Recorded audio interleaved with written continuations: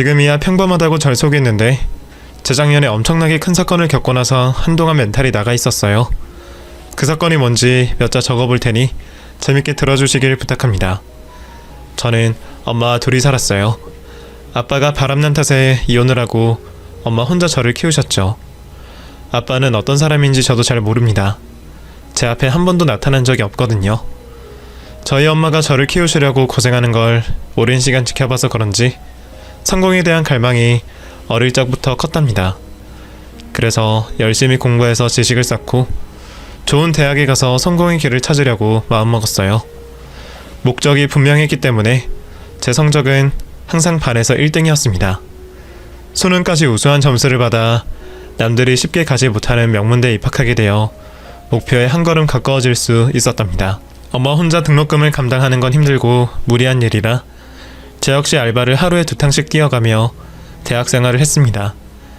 그렇게 노력하며 살았더니 수석으로 졸업을 하게 되었고 남들이 꿈꾸는 대기업에 취직하게 되었습니다. 인생의 목표가 가난을 벗어나고 엄마와 여유롭고 행복하게 사는 것이었기 때문에 조금만 더 달리면 그 목표가 현실이 될 것 같았죠. 저는 자리도 잡고 약간의 여유가 생겨 남자친구도 사귀고 엄마와 여행을 다니기도 했습니다. 이전에는 누리지 못한 걸 아무렇지 않게 누릴 수 있었죠. 하지만 여유를 부리다 보니 모이는 돈은 쥐꼬리만 했고 아직 부족한 삶을 살고 있다는 갈증을 느끼게 되었습니다.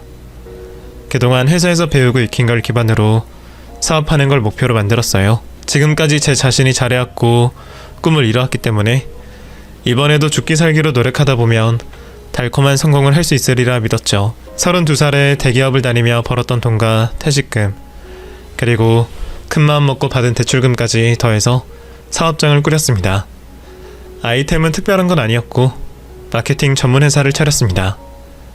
제가 회사에서 늘 하던 거라 독립해서도 잘할 수 있을 것 같아 결정한 거죠. 처음 2명의 직원과 시작하게 되었는데 일을 맡겨준 거래처에서 큰 만족을 하셨는지 입소문이 빠르고 멀리 전해졌고 덕분에 바쁘게 일하며 성공의 길을 들어서게 되었습니다. 그렇게 한 2년 동안 밥 먹고 일만 하다 보니 어느새 직원들은 10명으로 늘어나 있었고 법인 사업체가 되어 있었답니다. 또 매달 큰 매출을 달성해서 이대로만 간다면 돈 걱정 없이 살 수 있을 것 같았습니다. 그래서 엄마를 자유롭게 고생해서 해방시켜드리려고 아파트 한 채와 노후 자금을 선물로 드렸답니다. 이제야 제대로 가난에서 벗어난 것 같아 무척이나 기뻤죠. 바쁜 마음은 슬슬 여유롭게 변해갔어요. 그래도 긴장을 늦추고 싶지 않아 성공한 사업가나 기업가의 강의를 들으려고 매주 주말을 반납했답니다. 그런 강의를 들으러 다니다 보니 마주치는 사람들을 다시 만나게 되는 경우가 가끔 있었어요. 저처럼 사업을 운영하거나 사업을 계획하고 있는 사람들이었죠. 그중 한 남자가 유독 많이 마주쳐서 인사를 하고 지내는 사이가 되었습니다. 5번쯤 마주치게 되자 서로의 명함을 주고받게 되었고 6번째는 사업 이야기를 할 겸 해서 같이 식사도 하게 되었습니다. 그런데 대화를 나누다 보니 잘 통하는 것 같았고 자주 만나면 좋겠다는 생각이 들었습니다. 저만 그런 게 아니라 그 남자 역시 잘 만나는 게 유쾌하고 좋다고 하더군요. 그래서 자연스러운 만남은 계속되었고 어느새 저희는 애인 사이가 되어 있었습니다.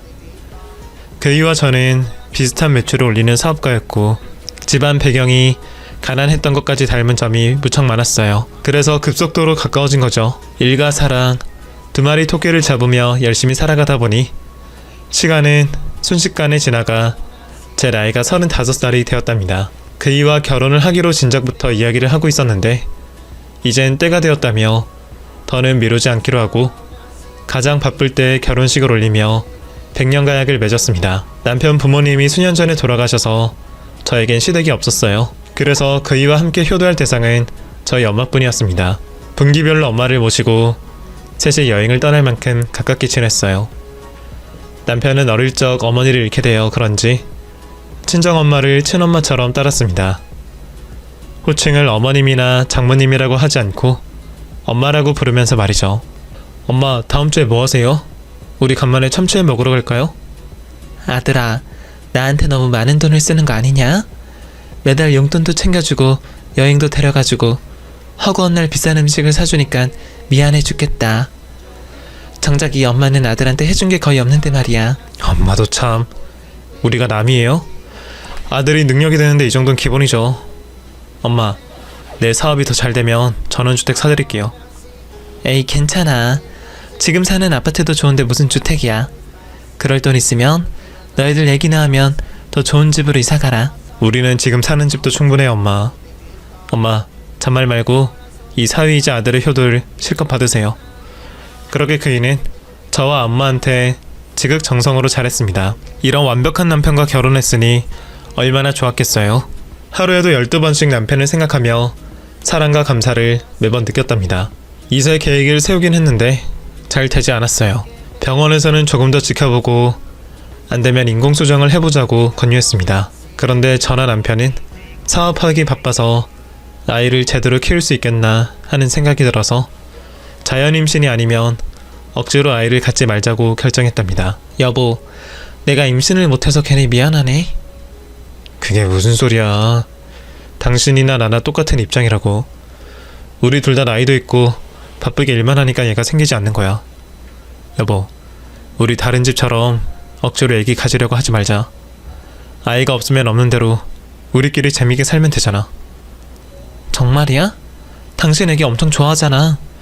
맨날 길거리에 지나가는 꼬맹이들 보면 아빠 미소를 짓곤 하잖아. 그거야 귀여우니까 그렇지. 그런데 아빠가 되는 것과 애를 키우는 건 전혀 다른 문제야. 여보, 심각하게 생각하지 말자. 난 당신만 있으면 된다고. 당신이 그렇게 말해주니까 고맙네. 알았어. 그럼 앞으로 임신에 대한 대화는 안 하는 거다. 저라는 사람을 귀하게 여기고 존중해주는 남편 덕분에 스트레스를 거의 받지 않고 일상을 보냈습니다. 남편과 저는 아무 문제 없이 행복하게 잘 살고 있었죠. 그런데 어느 날 뉴스에서 끔찍한 뉴스가 나오더군요. 코로나가 시작되었다는 소식이 전해졌는데 며칠 뒤 국민들에게 여러 가지 규정을 내리더군요. 마스크가 필수품이 되고 모임이나 외출을 삼가게 된 지경까지 이르게 되었죠. 그렇게 되니 저희 사업에도 지장이 생겼습니다. 저는 마케팅이 주 업무인데 코로나 시국에 누가 홍보를 맡기겠어요. 매출은 하루아침에 절반으로 떨어졌고 몇 달 뒤에는 거래처가 전멸하고 말았답니다. 남편의 사업도 다르지 않았어요. 저희는 어떻게든 버텨보려고 부도를 막으려고 모아둔 돈을 몽땅 사업체에 쏟아부었습니다. 그것으로도 모자라 각자 대출을 받아 회사를 살리려고 애썼답니다. 하지만 코로나는 쉽게 사라지지 않았고 뉴스에서 많은 사업자들이 망한 소식이 전해졌습니다. 저와 남편은 저렇게 되면 우리 인생도 끝난다며 끝까지 발버둥을 쳤습니다. 하지만 저희의 노력은 물거품이 되었고 빚이 너무 많이 늘어나 어쩔 수 없이 사업장 문을 닫아야만 했습니다. 승승장구하던 저희의 삶이 180도로 바뀌어버린 거죠. 빚더미에 앉게 된 저희는 스트레스가 너무 심해 잠을 거의 자지 못했는데 그래도 살아가야 했기 때문에 먼저 빚을 갚고 나서 다음 목표를 세우기로 했죠. 저는 코로나 때문에 배달 일이 넘쳐나고 있다는 걸 알게 되어 자전거를 타고 음식 배달을 했고 늦은 밤에는 대리운전을 했답니다.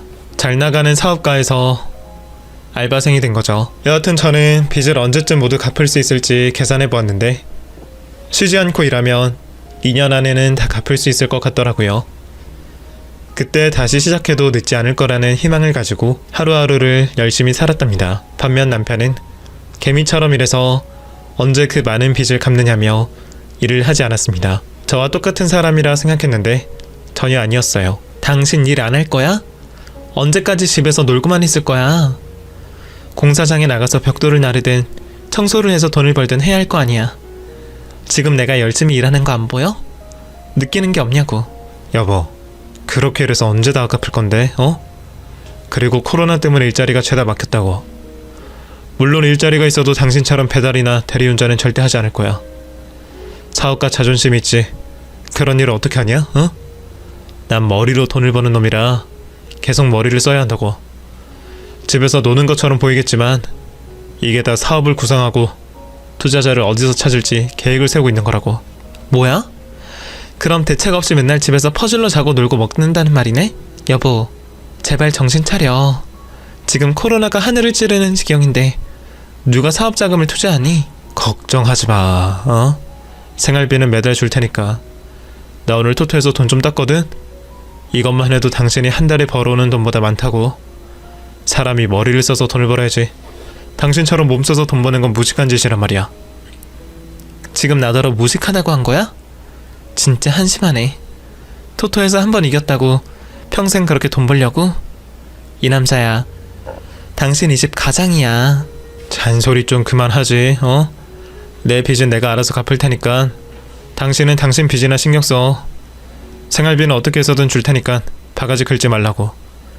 남편은 사업이 망한 후부터 성격이 변한 건 물론이고 성실함과 일정을 잃어버려서 방구석에서 토토 복권이나 뚫어져라 보며 술만 퍼마셨습니다.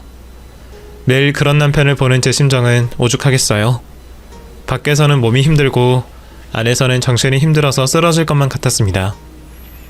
6개월의 시간이 지나는 동안 저는 배달과 대리운전을 하루도 쉬지 않고 나갔어요. 눈앞에 빚이 산더미이니 편하게 발 뻗고 쉬는 게 되지 않더라고요. 그렇게 부지런히 갚았더니 빚의 3분의 1은 해결이 되었답니다. 아주 조금씩 희망이 보였는데 남편의 폐인 같은 모습을 보면 바로 절망감이 들었습니다. 그이는 술 마시는 날이 늘어갔고 한심하게 복권만 보면서 시간을 때웠습니다. 당신 또 술이야? 토토하면서 술 먹는 게 하루 일상이라니. 진짜 한심하고 부끄럽다. 이런 사람과 결혼했다는 게 믿기지가 않는다고. 도대체 언제까지 이러고 살 거야? 제발 현실을 받아들이고 분수에 맞게 살잔 말이야. 분수? 참, 당신은 사업이 망했다고 인생이 망한 거라 생각하나 본데 난 빚도 자산의 일부라고 생각해. 이 빚은 다른 사업을 해서 충분히 갚을 수 있다고. 조금 늦게 갚을 뿐이란 말이야. 신용 불량자까지 코앞에 왔는데 한량 같은 소리 하고 있네. 당신 신불자 되면 사업이고 뭐고 아무것도 못해. 짜증나네. 걱정 좀 하지마. 어? 내 일은 내가 알아서 한다고 했잖아. 그 소리가 하루 이틀이야? 도대체 언제쯤 알아서 할 건데? 요즘 투자자랑 접촉 중인데 아직 넘어오지 않았을 뿐이라고. 여보, 그래서 말인데 장모님한테 돈 좀 빌릴 수 없을까? 어? 사업 종잣돈으로 쓰고 나중에 잘 되면 2배로 갚아드릴게.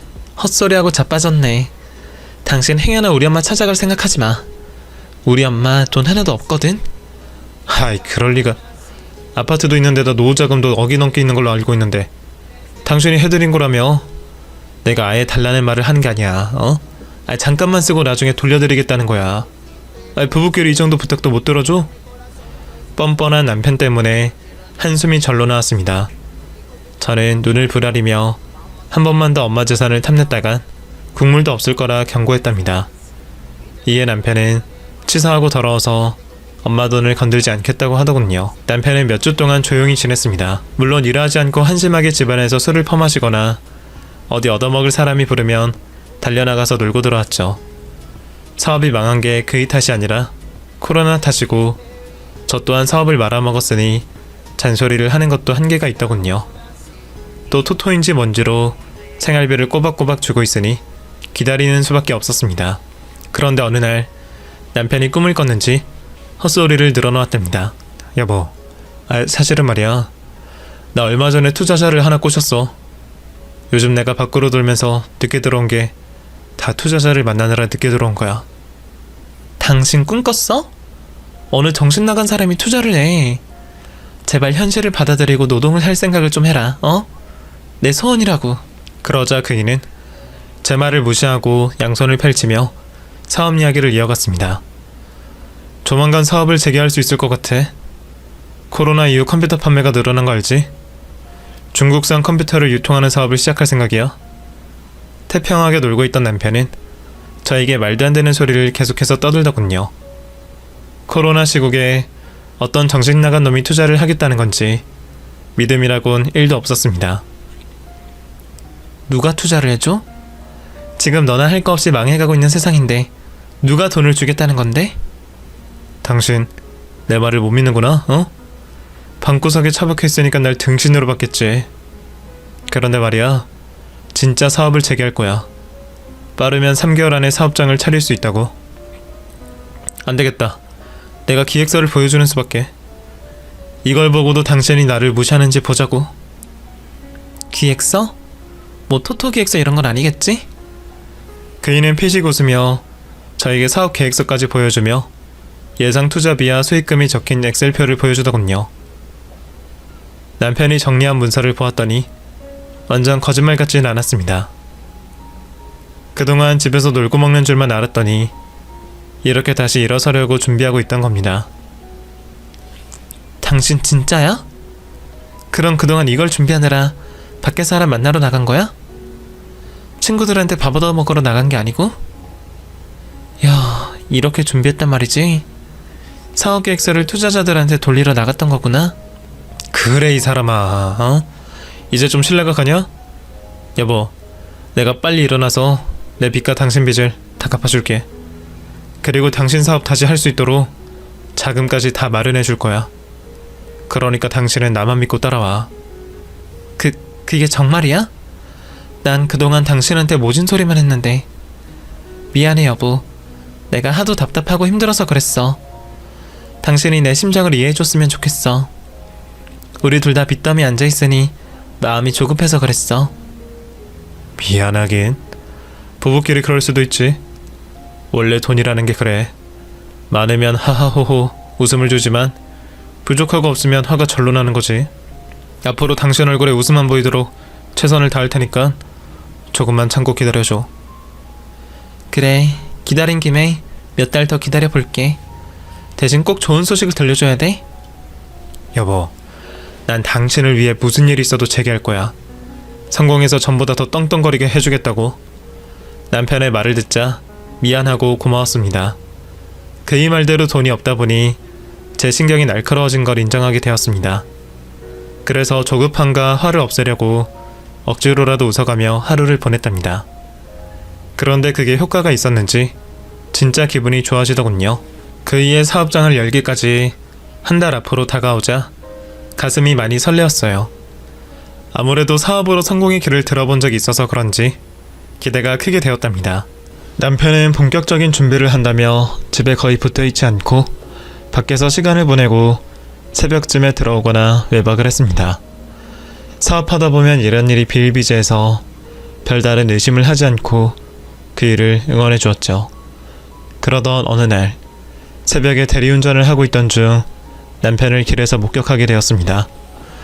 어두운 새벽이었지만 남편의 뒷모습을 보자마자 그이라는 걸 알아보았죠. 그런데 옆에 같이 있던 사람이 여자인 겁니다.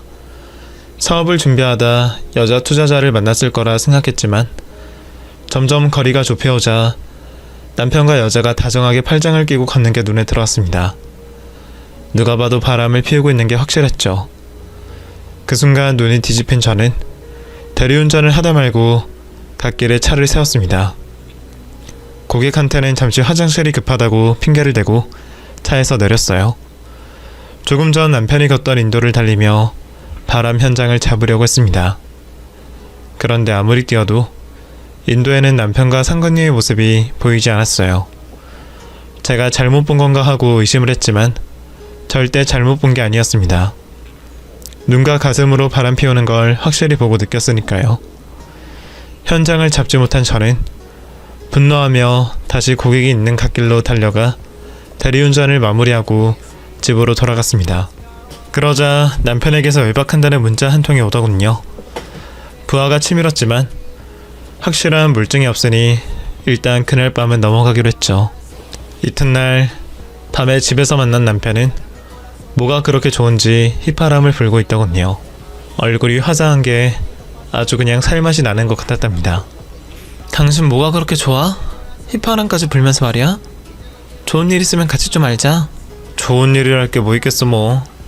앞으로 사업 시작할 날이 얼마 남지 않아서 그런 거지.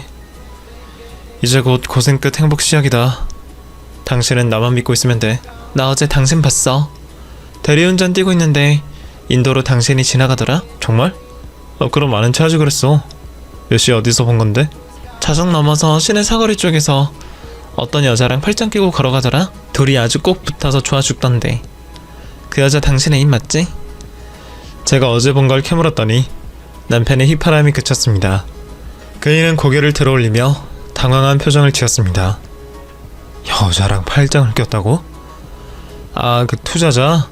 같이 술 한잔 했는데 취해서 나한테 들러붙더라고. 아무 사이 아니니까 괜히 오해하지 마. 당신도 알겠지만 사업하다 보면 별의별 사람이 다 있는 거 알지?